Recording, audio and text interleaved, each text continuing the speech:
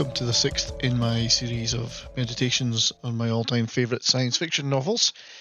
I hope you're enjoying them as much as I am. It's actually great to revisit these favourites of mine over the decades and take another look at them again.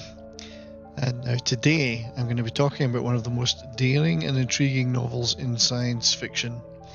One that introduced a truly unique universe, which is Philip José Farmer's To Your Scattered Bodies Go, which was the first novel in his classic Riverworld series.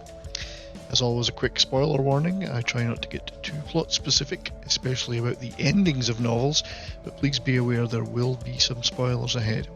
If you like this video, then please check out my other videos on science fiction novels and my other content. And if you like those, please hit subscribe and click the bell for notifications. Philip José Farmer was an American author born in Indiana in 1918, and he lived to the ripe old age of 91 when he passed away in 2009. His career spanned right through from the pulp era of science fiction right through to the new wave of the 1960s and beyond. And he wrote two main series of novels. The one was the brilliant Riverworld, which we're going to talk about today, and then there was the equally inventive World of Tears novels, that's T-I-E-R-S, which deserve their own separate discussion.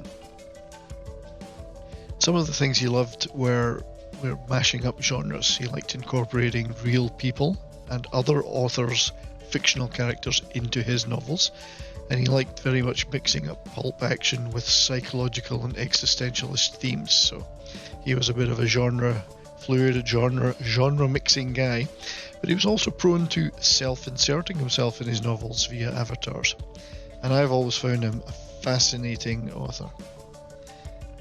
But it's his Riverworld series, and specifically the first in that series, To Your Scattered Bodies Go, that we will turn to today. Now, this is a book I have read multiple times, and the themes and possibilities in it endlessly fascinate me. The scope of that series is really that big. So, based on an earlier unpublished novel and two earlier novellas, To Your Scattered Bodies Go finally made it to full novel form in 1971, and it did make a big impact in the science fiction world, and it won the 1972 Hugo Award for the best science fiction novel. I bought my first copy in 1974, and like all of the books in my video so far, I've gone through multiple copies. So what is To Your Scattered Bodies Go all about? This is going to be difficult to sum up in a few short minutes, but here goes. So imagine a world in which every human being, right back to prehistory, is resurrected all at once along the banks of a giant, planet-spanning river on an alien world. With this premise, Farmer immediately opens the possibility of introducing any possible real-world, historical and fictional character into the narrative, so the huge scope possible in a truly unique scenario.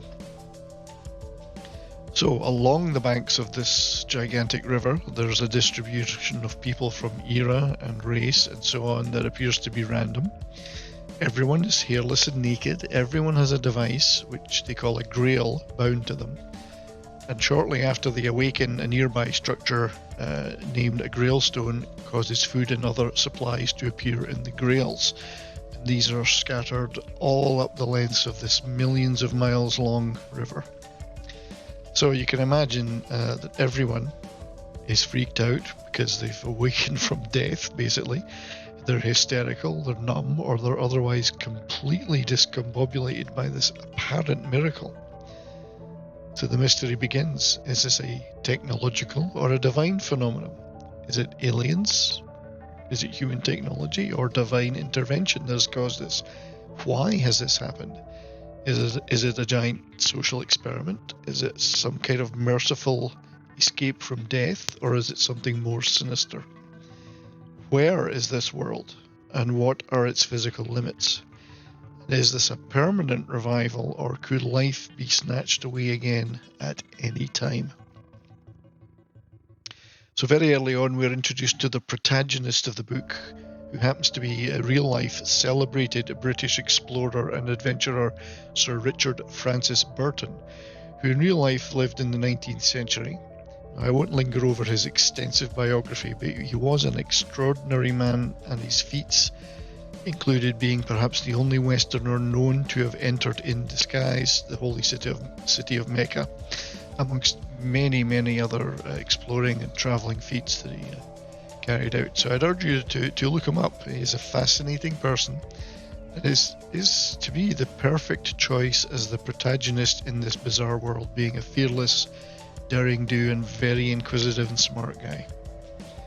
But Burton has an advantage over everyone else around him.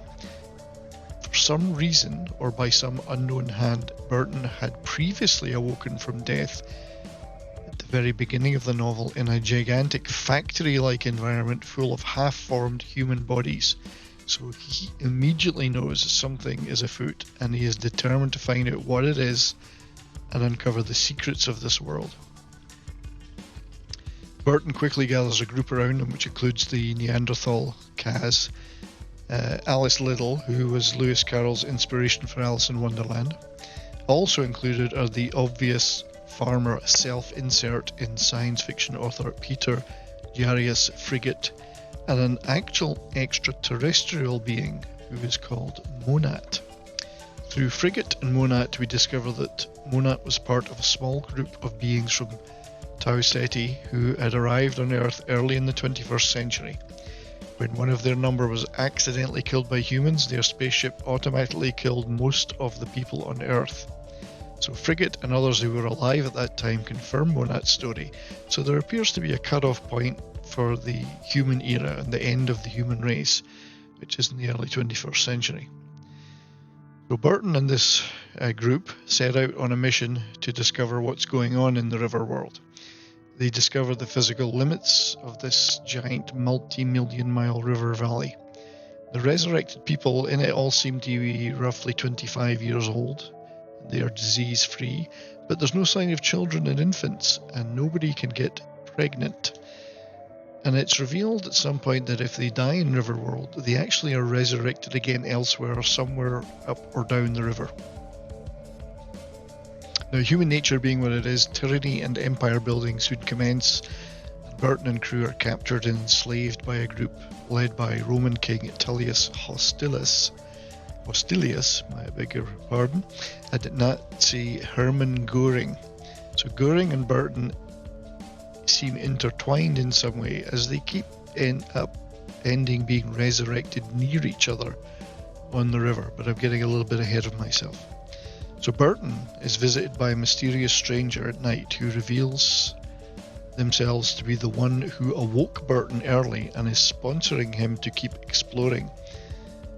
It appears that there are real people behind Riverworld, people Burton calls the Ethicals, and they are not all on the same page, and not all of Burton's companions are who they appear to be either. The Ethicals attempt to neutralize Burton and discover his sponsor's identity, but he escapes and the mysteries continue.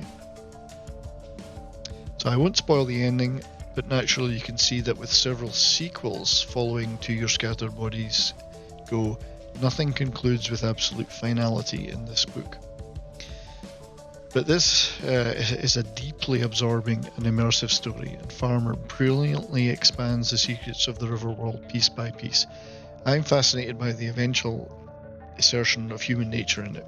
Faced with an apparent miracle, with potential eternal life, and with all physical needs being met, and a benign environment to live in, rather than humanity attempting to live in peace and harmony, they revert to old habits. Violence, greed, slavery, oppression and tyranny soon dominate.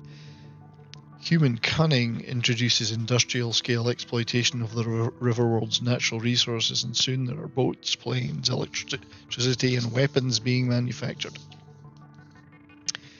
The book was an award-winning hit, and it spawned several sequels. The sequels continue the mystery and introduce new players such as Samuel Clements or author Mark Twain, King John of England, actor Tom Mix, and as well as continuing the intertwined story of Burton and Göring.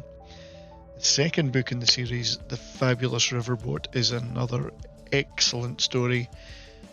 And there was also an attempt at an expanded universe following the official sequels by Farmer, with other writers being allowed to write stories in the Riverworld, but this didn't result in a lot of content, only a couple of books really, which is a shame because he did create a fantastic opportunity for storytelling.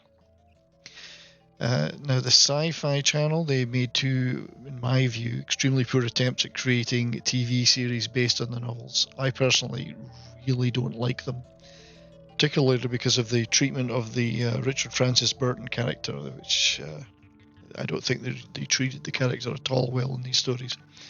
It's just my opinion, but if you can't respect and use the canon properly, then just don't bother, and I really don't know why they did bother. So that seems to be a familiar tale in these days indeed, of course. Steve Jackson Gaming developed a tabletop role-playing Riverworld game using the GURPS concept, which is the Generic Universal Role-Playing System. And in fact, the GURPS Riverworld guide is a fantastically detailed guide for the game, but it's really worth a read just as a companion to the books, even if you're not playing the game, as it has a lot of the background, lore, and canon. There was a PC computer game version of Riverworld released in 1998 by Cryo Interactive. I've never actually played it, and it had a couple of reasonable reviews, but it wasn't a hit. But it did continue a theme of many of these classic sci-fi novels having PC computer games made of them in the early days of PC gaming. So thank you for watching. I hope you will pick up a copy of To Your Scattered Bodies Go and get deeply into the lore of Riverworld.